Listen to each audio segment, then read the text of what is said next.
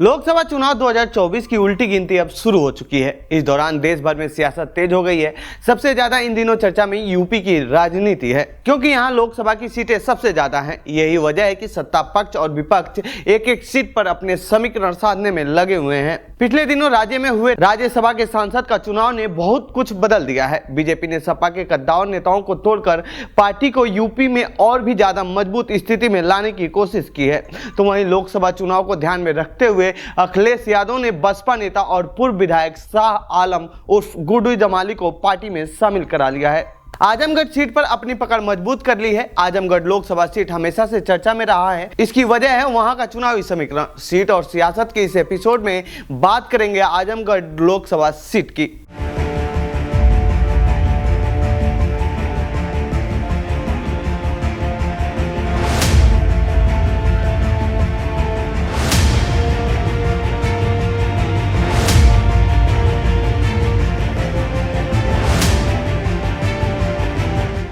Lok Sabha seat Azamgarh का क्या है इतिहास।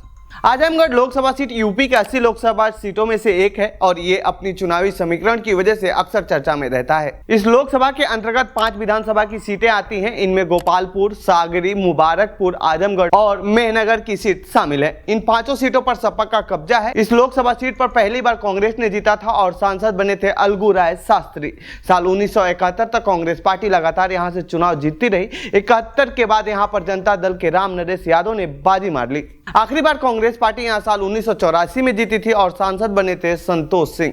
इसके बाद से यहां पर कांग्रेस प्रत्याशी ने चुनाव नहीं जीता है। कांग्रेस के अलावा 3 बार बीएसपी ने यहां से चुनाव जीता है। 2 बार बीजेपी ने इस सीट पर बाजी मारी और 3 बार ये सीट समाजवादी पार्टी के नाम रही है। यही नहीं, यहाँ से 12 बार यादव सांसद चुने गए हैं। यही वजह है कि इसे यादवों का गढ़ माना जाता है। हालांकि 2022 में यादव बनाम यादव होने की वजह से सपा चुनाव हार गई थी। आजमगढ़ सीट पर कैसा है जातीय समीकरण। आजमगढ़ लोकसभा सीट को इन दिनों समाजवादी पार्टी के गढ़ के रूप में देखा जाता है। इससे अलग कहें तो यादवों का गढ़ माना जाता है। यही वजह है कि यहाँ से अब तक 12 बार यादव सांसद चुना गया है। आजमगढ़ लोकसभा सीट पर करीब 19 लाख मतदाता हैं, जिनमें से करीब 4.5 लाख यादव मतदाता हैं। यानी कुल वोटों का करीब 20 से 25% हिस्सा यादवों के पास है।